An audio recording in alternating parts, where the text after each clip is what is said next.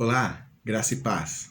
Estamos iniciando mais uma semana na nossa jornada de leitura bíblica, a 26ª semana, com uma pequena diferença e uma novidade.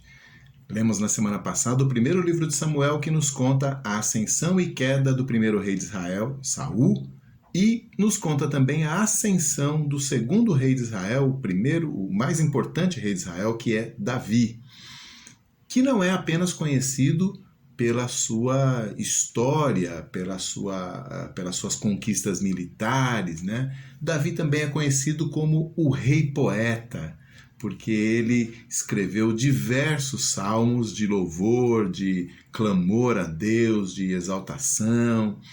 E nós então vamos interromper lá a nossa leitura das histórias a respeito de Davi e vamos ler os salmos de Davi nessa e na próxima semana. Bom, então, nessa semana leremos do Salmo 1 até o 33, né? Tá aqui a ordem dos salmos para você, né? Vamos lendo aí aos poucos esses 33 salmos durante essa semana. Os salmos, né, alguns salmos são mais curtinhos, então é por isso que a gente avança mais rápido, e salmo é muito gostoso de ler, né? Ao contrário lá de alguns trechos do Pentateuco, por exemplo, né? Alguns trechos como nós vamos ver mais para frente aí, do livro de Crônicas, né? O livro dos Reis, alguns trechos mais áridos para a nossa leitura. Ao contrário disso, o livro de Salmos é bem gostoso de ler, então a gente vai acelerar a nossa leitura durante essas 2 semanas, lendo alguns salmos. Né? Nessa semana, do 1 até o 33.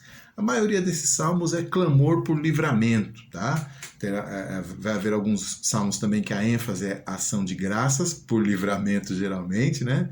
E também alguns salmos de adoração. Na verdade, esses temas acabam se entrelaçando. O salmo começa com adoração, depois ele vai por clamor de livramento, depois ele vai com ação de graças. Então, é difícil a gente categorizar o salmo em apenas um tema, porque eles têm essa riqueza expressando todas as faculdades da alma que crê, né? Da alma do crente, da alma daquele que crê no Senhor.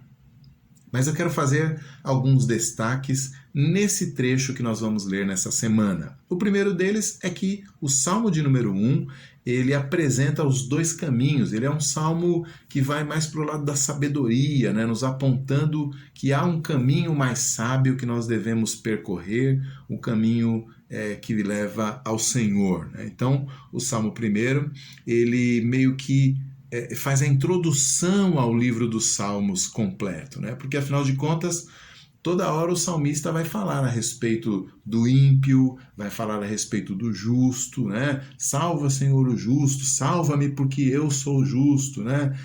Condena os ímpios, Senhor, porque eles estão perseguindo a mim. Então, o primeiro salmo nos apresenta esse universo onde o mundo é dividido entre aqueles que creem e os que não creem, os que servem e os que não servem. Um segundo salmo que eu quero destacar é o 19, que fala da revelação geral e especial, né? Um salmo bem conhecido nosso, exatamente por causa disso. Ele fala dos céus proclamando a glória de Deus, mas o ápice dessa proclamação não acontece na grandeza da natureza, mas acontece na profundidade, na sabedoria da palavra de Deus, da Escritura Sagrada, na qual Deus se revela com muito mais clareza e glória do que ele se revela nos céus e na terra, né? Um salmo bem interessante. Um terceiro salmo que eu não poderia deixar de destacar aqui nessa leitura é o 23, talvez um dos salmos mais conhecidos de todos, né? Tem gente que nem lê a Bíblia, mas conhece o Salmo 23 na sua beleza, na figura de Deus como o nosso pastor, aquele que cuida de nós. E por fim, o Salmo 32, que fala da bênção de confessar o pecado e receber o perdão. Que bênção é poder confiar que Deus é um Deus perdoador. Então esses salmos se destacam aí no meio de todos esses salmos lindos que nós vamos ler durante essa semana, do 1 até o 33. Alguns detalhes aí para o nosso conhecimento, né, para nós aproveitarmos melhor essas leituras. A primeira delas é a respeito do nome do livro. Nós chamamos esse livro de Salmos porque a palavra salmo vem do grego e significa cânticos, né? E, como vocês sabem, o Antigo Testamento foi traduzido para o grego antes, né, 200 anos antes de Cristo, mais ou menos, e na época de Jesus era essa tradução muito utilizada, né? Os apóstolos usavam essa tradução para o grego e, portanto, a igreja cristã usou essa terminologia para dar o nome ao saltério, né, ao livro dos hinos de Israel. Em hebraico, salmo é mismor. Um outro destaque é que Davi tem a atribuição de 73 dos 150 salmos, né? Então, uma boa parte, aí quase metade dos salmos são atribuídos ao rei poeta. Então temos essa ligação íntima entre aquilo que estávamos lendo, né, até a semana passada, a história de Davi, e aquilo que estamos lendo agora, os salmos de Davi. Grande parte desses salmos pedindo por livramento, falando dos ímpios que falam mal de mim e tudo mais. Boa parte deles talvez tenham sido compostos nessa época em que Davi estava fugindo de Saul, injustamente perseguido pelo rei, né?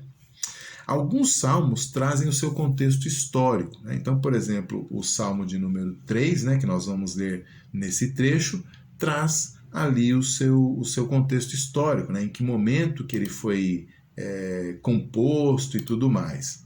Agora, nem todos eles fazem isso, né? O Salmo 3 faz isso, o Salmo de número 7 faz isso, mas muitos deles não trazem nenhum contexto. Quando traz, aproveite, né? Aproveite esse contexto para aprender mais, para entender em que momento o salmista fala a respeito daquela situação, né? Então, o Salmo 3, por exemplo, ele fala dos adversários, né? Faz sentido ele falar dos adversários naquele momento da sua vida. E assim por diante. Então, o 3 dá o contexto, o 7, o 18, o 30 e outros mais para frente que nós vamos ver também fazem isso.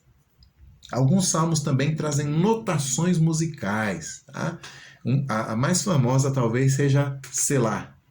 A palavra Selá, que na Almeida atualizada, ela desaparece da tradução. Eles simplesmente não traduziram porque, na verdade, a maior parte dos estudiosos entende que é uma palavrinha que quando o cantor ou o instrumentista lia aquela palavrinha, ele sabia que tinha que aumentar a nota ou diminuir, alguma coisa assim, que não faz sentido para nós que apenas lemos o texto hoje em dia sem cantá-lo. A gente não sabe como era a música, né? Selá, no caso, alguns estudiosos entendem que era uma pausa. Tanto é que na NVI, na Nova Versão Internacional, é assim que é traduzido. Então, por exemplo, no Salmo de número 3, tem três vezes, né, no versículo 2, 4 e no 8, tem lá Selá. E aí na Nova Versão Internacional eles traduzem por pausa. Então, é para você falar aquele trecho, cantar aquele trecho ou tocar aquele trecho e dar uma pausa, talvez para o público sentir bem, né, o peso daquelas afirmações que estão sendo faladas ali, né? O Salmo de número 9 também tem essa pausa. Uma outra expressão, que é uma notação musical, é Higaion, que lá na Almeida Corrigida é traduzida como interlúdio. Ou melhor, lá na Almeida Corrigida é colocada literalmente Higaion, mas na Nova Versão Internacional é traduzida por interlúdio. Isso no Salmo de número 9, no Salmo de número 19 também aparece esse Higaion ou interlúdio na NVI. Então, são expressões que os estudiosos tentam entender qual é o significado delas para a época, mas elas não têm um significado específico para a nossa época, por isso que a Almeida atualizada que nós usamos na nossa igreja nem expressa esses termos, né?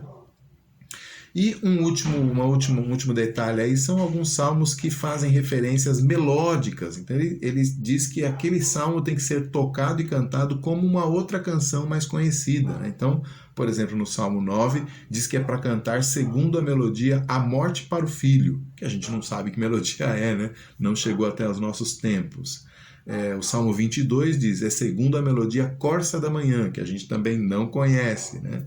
Então, essas anotações são curiosidades para nós, né?